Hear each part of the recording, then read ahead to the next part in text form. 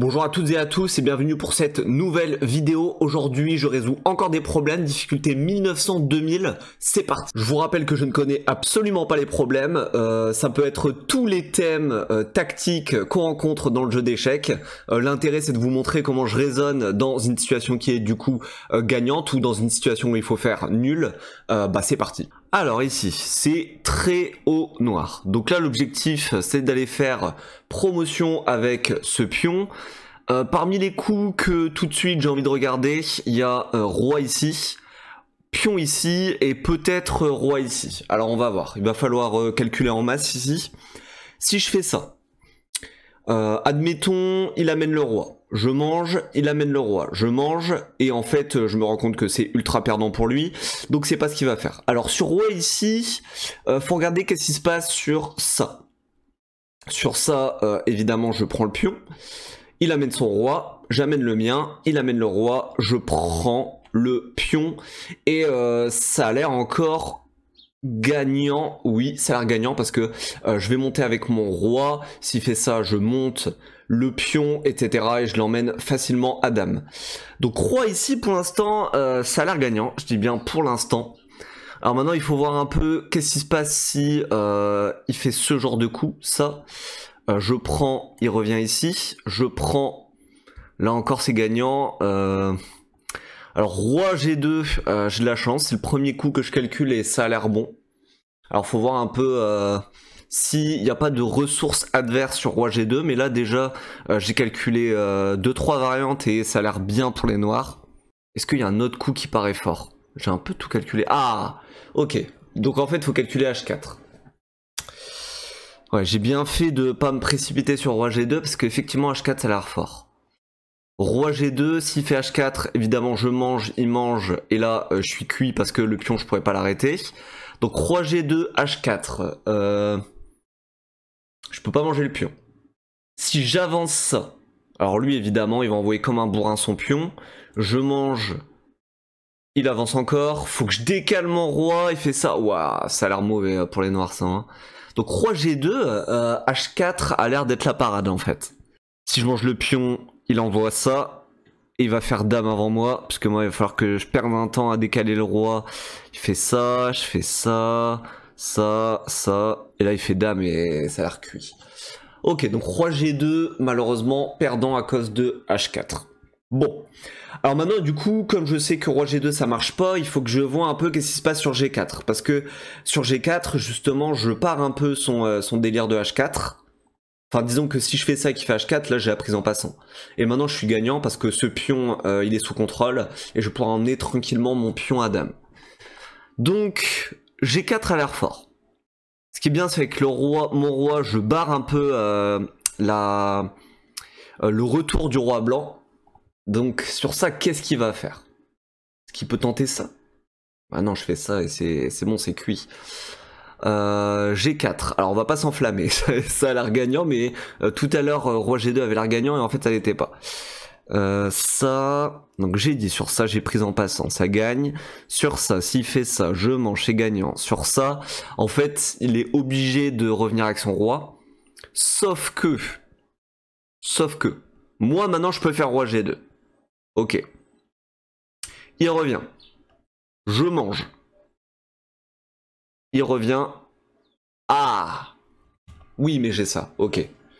Donc en fait, sur roi F4, moi j'ai roi H3. Et malheureusement pour lui, il est cuit parce qu'il peut pas rester au contact de son pion. Et c'est bien pour moi. Donc je résume. Ça, ça, ça. Alors est-ce qu'il peut pas tenter des petites entourloupes à base de ça? Non, j'ai quand même pion prend. Et même s'il envoie, maintenant je vais faire dame plus rapidement que lui, donc c'est gagnant pour les noirs. Donc ça. Ça. Ça.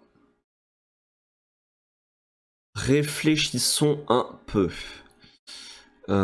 Disons ça. Je mange. Et là, il vient ici. Non, mais justement, je mange son pion. Donc non. Donc ça veut dire que sur pion, roi, roi. J'ai essayé roi E4, ça marchait pas. J'ai essayé roi E3, ça marchait pas pour lui. En vrai, je vois pas d'autre coup, hein. Peu importe ce qu'il fait là maintenant, il peut pas m'empêcher de manger H2. Et malheureusement, il revient pas à temps. Enfin, si, en fait, il revient pour protéger son pion, sauf que moi, en fait, j'ai roi H3, je le mets en Zugzang et c'est fini pour lui. Donc, je pense qu'on va partir sur cette variante. Je vois plus de ressources pour lui, on y va. Ok, ok. Donc, pour l'instant, j'avais tout calculé. C'est bien pour l'instant. Voilà. Et là-dessus, j'avais calculé roi H3.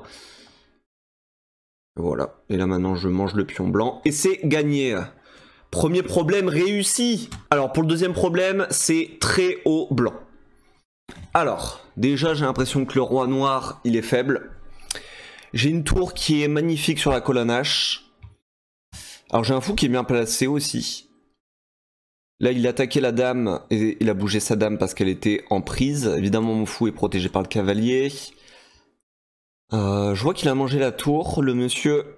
Ok, alors on va réfléchir un peu. Dans une position qui est gagnante, rappelez-vous, on regarde les échecs, les prises et les menaces. Alors en échec, qu'est-ce qu'on a de beau? Échec, j'en vois qu'un seul, c'est tour H8 échec. Sur tour H8 échec, évidemment, le monsieur il prend. Et qu'est-ce que j'ai de beau derrière? Difficile à dire, j'ai fou échec, mais sur fou échec il revient. Fou échec qui revient. Et une fois de plus, qu'est-ce que j'ai? Je vois pas trop. Hein.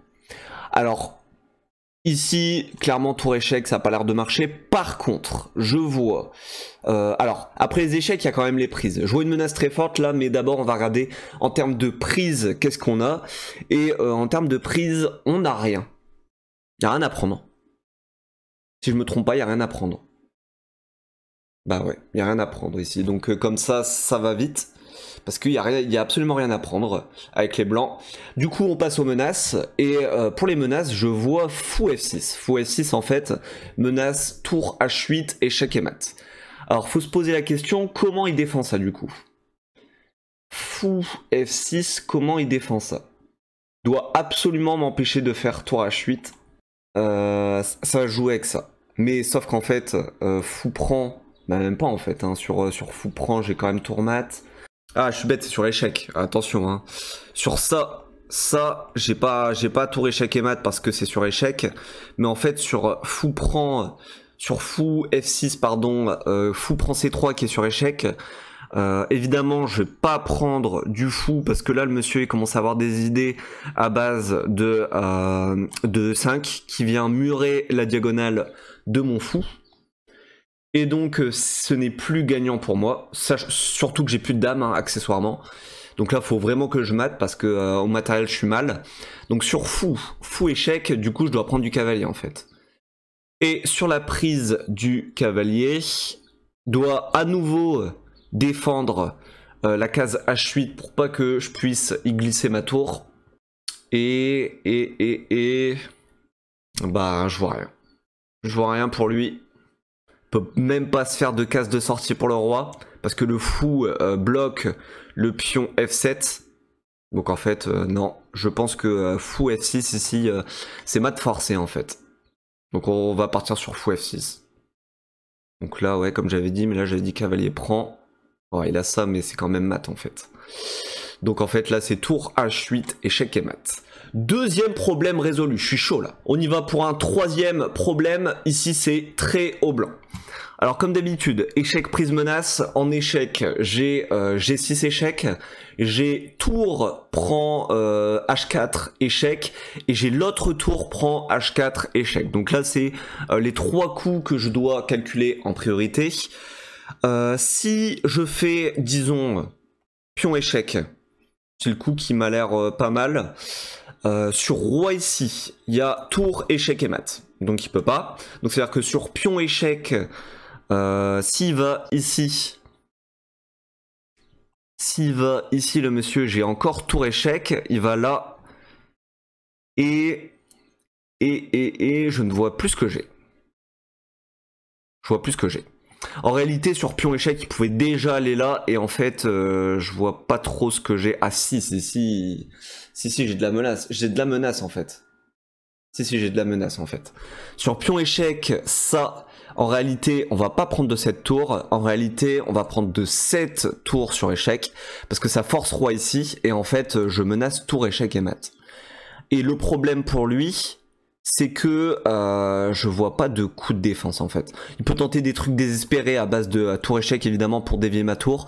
Mais ça perd une tour et tour de plus, c'est ultra gagnant pour les blancs. Donc je résume, pion échec... bah, le meilleur coup pour lui c'est quand même roi ici on va dire. Et tour G prend H4, menace échec et mat. Menace échec et mat et ça a l'air très très fort. Donc pion échec roi ici, tour prend. Évidemment il peut aussi tenter des déviations à base de tour F en F1 échec, auquel cas je dois prendre, mais j'ai gagné une tour. Donc pion échec roi, tour prend. Posons-nous la question, quel coup de défense il a? Il doit absolument m'empêcher de mettre une tour en H8, c'est comme tout à l'heure d'ailleurs. Alors il peut décaler son roi en réalité.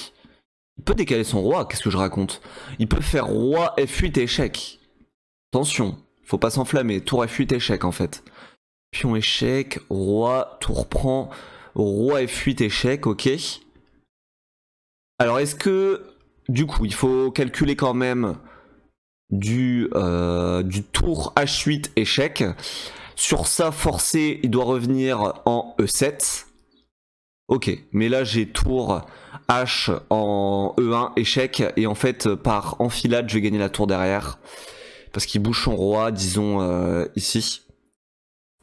Mais comme j'ai dit je gagne la tour. Bon je perds le pion mais on s'en fout parce que c'est tour de plus en fait hein. Donc je résume, pion échec, roi, tour prend, seul coup roi ici, non pas seul coup roi ici pardon, roi en F8, tour échec, force, roi E7, tour E1 échec, roi, disons roi en F6 et je gagne la tour. Alors évidemment faut pas prendre de 7 tours parce que sinon là c'est embêtant, c'est tour F1 échec. Et forcé, je dois remettre ma tour en E1 et c'est tour prend E1 échec et mat. Mais si je prends de la tour H, je gagne une tour. Et c'est ultra gagnant. Donc ça m'a l'air d'être la solution.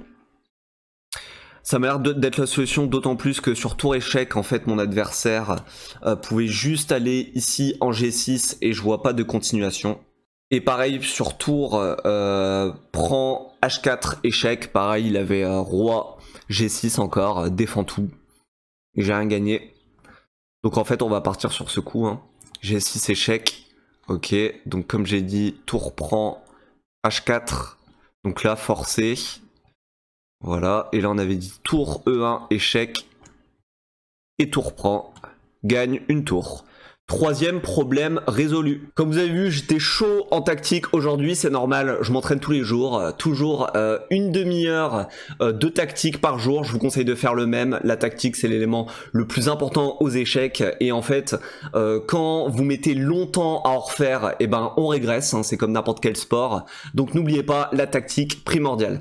Je vous donne rendez-vous pour une autre vidéo, n'oubliez pas de liker, de vous abonner, de laisser un commentaire aussi, je vous donne rendez-vous pour une prochaine vidéo. Ciao ciao.